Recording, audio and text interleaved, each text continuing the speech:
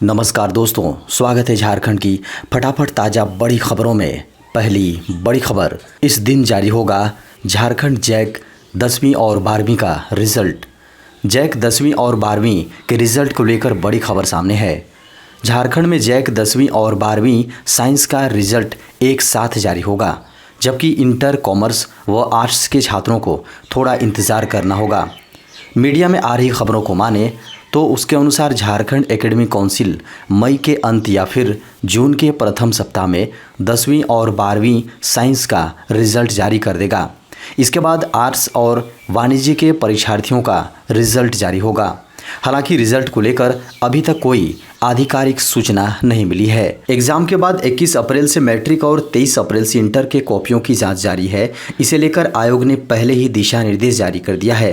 खबरों को माने तो प्रत्येक दिन एक शिक्षक को 70 कॉपियां जांचने की जिम्मेदारी दी गई है। झारखंड हाईकोर्ट का नया बिल्डिंग तैयार, 30 अप्रैल तक हैंड ओवर करने की हो रही है तैयारी। झारखंड उच्च न्यायालय की नई बिल्डिंग तैयार हो गई है। भवन निर्माण विभाग हैंड ओवर के पहले बिल्डिंग को फाइनल टच दे रहा है। खबर है कि 30 अप्रैल तक झारखंड सरकार नवनिर्मित बिल्डिंग झारखंड उच्च न्यायालय को आधिकारिक रूप से सौंप देगी। इसके बाद गर्मी की छुट्टी में उच्च न्यायालय के पुराने भवन से आवश्यक दस्तावेज और कागजात नए भवन में शिफ्ट किए जाएंगे। गर्मी की छुट्टी के बाद उच्च न्यायालय की नई बिल्डिंग में कोर्ट फैसले सुनाएगी। झारखंड हाईकोर्ट परिसर के लिए राज्य सरकार ने 165 एकड़ ज़मीन दी है। लगभग 69 एकड़ भूमि का उपयोग हाईकोर्ट के प्रशासनिक भवन, कोर्ट रूम, अधिवक्ता रूम और अन्य कार्यों के लिए किया गया है। उच्च न्यायालय का बिल्डिंग पूरी तरह से ग्रीन है। इसमें बिजली ज़रूरत को पूरा करने के लिए 2000 किलोवाट का सोलर पावर सिस्टम लगाया जा रहा है। साथ ही सेंसर आधारित बिल्डिंग मैनेजमेंट सिस्टम का भी उपयोग किया गया है। इससे एक ही जगह से बिजली, पंखा, एसी व अन्य ज़रूरी चीज़ों को मैनेज किया जा सकेगा। झारखंड की सियासत, सरयू बन्ना में जुबानी जंग, अश्लील वीडियो से डीएनए तक पहुंचा मामला। झारखंड की सियासत में इन दिनों हलचल मची हुई है। झारखंड राजनीति अश्लील वीडियो से होते हुए डीएनए जांच तक आ पहुंची है। झारखंड के दो बड़े नेता एक दूसरे पर हमले कर रहे हैं। पूर्वी जमशेदपुर से कांग्रेस विधायक सह स्वास्थ्य मंत्री बन्ना गुप्ता और पश्चिमी जमशेदपुर से निर्दलीय विधायक सह पूर्व मंत्री सरयू राय के बीच जुबानी हमला जारी है। दरअसल यह पूरा मामला शुरू हुआ रविवार देर शाम से, जब झारखंड के स्वास्थ्य मंत्री का कथित अश्लील वीडियो सोशल मीडिया में वायरल हुआ। बन्ना गुप्ता ने सफाई दी, वहीं सरयू राय ने एक के बाद एक सिलसिलेवार लगातार ट्वीट के जरिए हेल्थ मिनिस्टर पर निशाना साधा था। सरयू राय ने कहा कि कांग्रेस के प्रदेश प्रभारी ने कहा था कि उनके मंत्री अच्छा काम कर रहे हैं, लगता है यही अच्छा काम है। बड़ी खबर है, अब शिक्षकों को देना होगा एक एक एमडीएम खाली बोरी का हिसाब। झारखंड के सरकारी विद्यालयों के शिक्षकों को शिक्षा विभाग ने उनसे मिड डे मील के अनाज की खाली बोरियों को पूरे 6 साल का हिसाब देने को कहा है। साथ ही इन बोरियों को बाजार में सरकार की ओर से निर्धारित रेट पर बेचने और इससे मिलने वाला पैसा जमा कराने को भी कहा है। इसे लेकर अलग अलग जिलों के जिला शिक्षा अधीक्षकों ने सभी प्रखंड के बीओ को पत्र लिखा है। पत्र को अति महत्वपूर्ण बताते हुए इस आदेश का पालन करने को कहा गया है। बता दें कि विभाग ने इसे लेकर पहले भी पत्र जारी किए थे, लेकिन अनाज की खाली बोरियों का सही हिसाब किताब नहीं मिल पाया। अब अलग अलग जिलों में जो पत्र जारी किए गए हैं, उनमें कहा गया है कि इस संबंध में अब तक रिपोर्ट जमा नहीं किया जाना घोर अनुशासनहीनता है। वायरल वीडियो पर मंत्री बन्ना गुप्ता ने कहा, फॉरेंसिक जांच से हो जाएगा दूध का दूध, पानी का पानी। झारखंड के स्वास्थ्य मंत्री बन्ना गुप्ता ने उनसे संबंधित वायरल अश्लील वीडियो को लेकर प्रेस कॉन्फ्रेंस की। उन्होंने कहा कि इस वीडियो में वे नहीं हैं, उनकी तस्वीर एडिट करके लगाई गई हैं। उन्होंने कहा कि मुझे बदनाम करने की कोशिश की जा रही है, लेकिन मैं डरने वाला कतई नहीं। उन्होंने जमशेदपुर पूर्वी के विधायक और रघुवर दास सरकार में मंत्री रहे सरयू राय का नाम लिए बगैर उन पर जमकर निशाना साधा। उन्हें जासूस गोपीचंद चाचा बताते हुए कहा कि वे ऐसे हैं कि किसी के भी बेडरूम में घुस जाएं। उन्होंने विधायक सरयू राय और एक महिला की तस्वीर प्रेस कॉन्फ्रेंस में दिखाते हुए उनसे सवाल पूछा कि यह महिला कौन है। बन्ना गुप्ता ने कहा कि वे कांग्रेस के समर्पित सिपाही हैं। उन्होंने पार्टी के नेतृत्व और अपने नेताओं को पूरे घटनाक्रम की जानकारी दी है। इंडियन आर्मी में सिविलियन की वैकेंसी 10वीं पास कर सकते हैं अप्लाई। 10वीं और 12वीं के बाद सरकारी नौकरी की इच्छा रख रहे उम्मीदवारों के लिए अच्छी खबर है। इंडियन आर्मी में सिविलियन के पद पर भर्ती के लिए नोटिफिकेशन जारी हुई है। इसमें कुक, नाई, लोअर डिवीज़न क्लर्क और मल्टीटास्किंग स्टाफ जैसी कई पद होंगे। इन पदों के लिए ऑनलाइन ही आवेदन लिए जा रहे हैं। इंडियन आर्मी में सेंटर साउथ जोन की ओर से वैकेंसी निकाली गई हैं। इसमें हर वर्ग के कैंडिडेट बिना किसी शुल्क के आवेदन जमा कर सकते हैं। इन पदों पर आवेदन करने से पहले एप्लीकेशन फॉर्म फिलिंग कब सक्रिय हो रही है और कब बंद हो रही है, इन सब की डिटेल्स जांच लें। सिविलियन के पद पर जारी इस भर्ती के लिए आवेदन प्रक्रिया 22 अप्रैल 2023 से लेकर 13 मई 2023 तक चलेगी। बता दें कि आखिरी तारीख बीत जाने के बाद एप्लीकेशन फॉर्म की लिंक ऑफिशियल वेबसाइट से हटा दी जाएगी। देश में खुलेंगे 157 सरकारी नर्सिंग कॉलेज। केंद्रीय मंत्रिमंडल ने देश में 157 सरकारी नर्सिंग कॉलेज खोलने के प्रस्ताव को बुधवार को मंजूरी प्रदान कर दी, जिस पर 1570 करोड़ रुपए खर्च आएगा। स्वास्थ्य एवं परिवार कल्याण मंत्री मनसुख मांडविया ने बुधवार को इसकी जानकारी दी।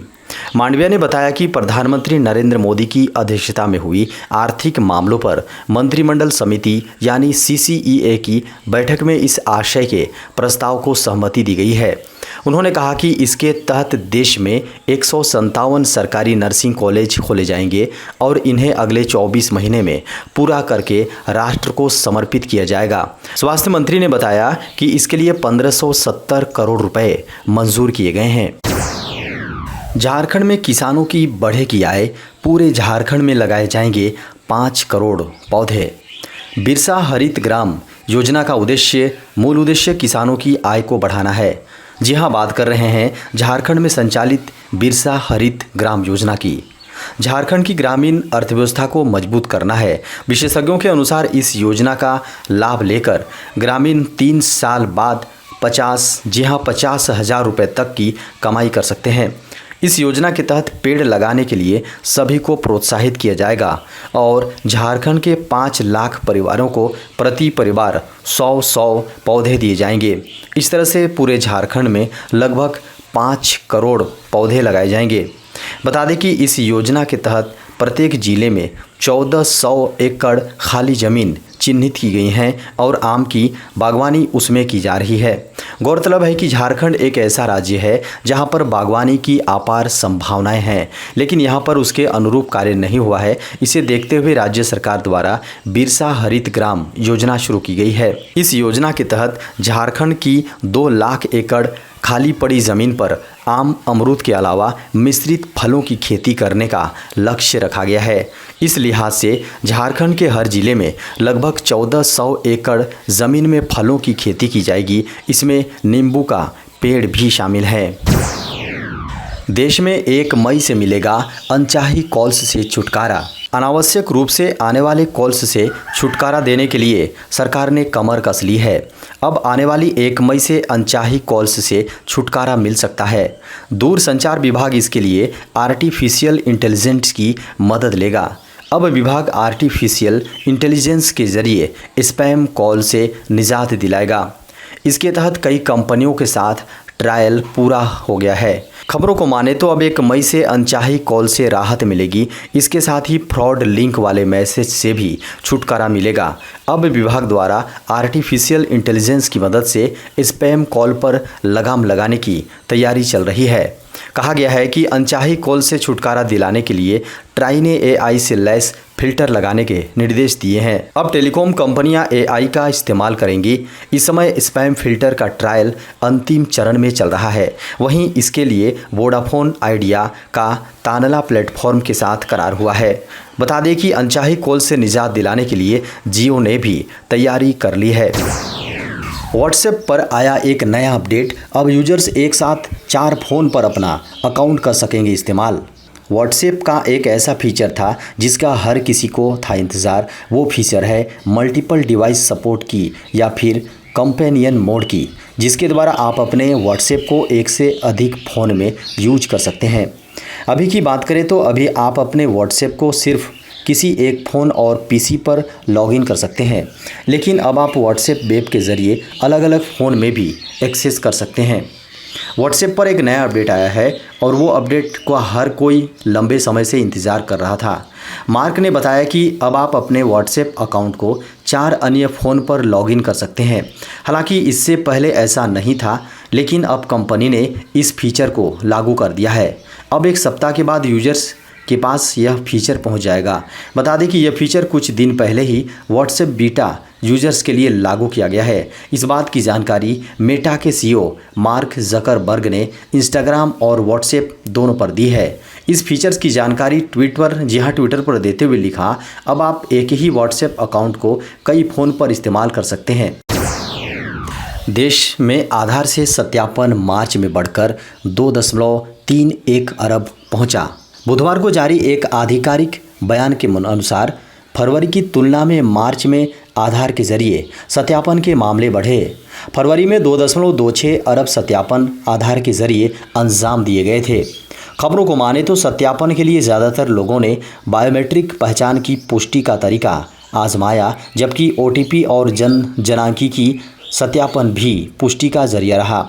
खासकर बैंकिंग एवं वित्तीय सेवाओं के लिए पहचान पुष्टि में आधार का ई-केवाईसी सत्यापन अहम भूमिका निभा रहा है।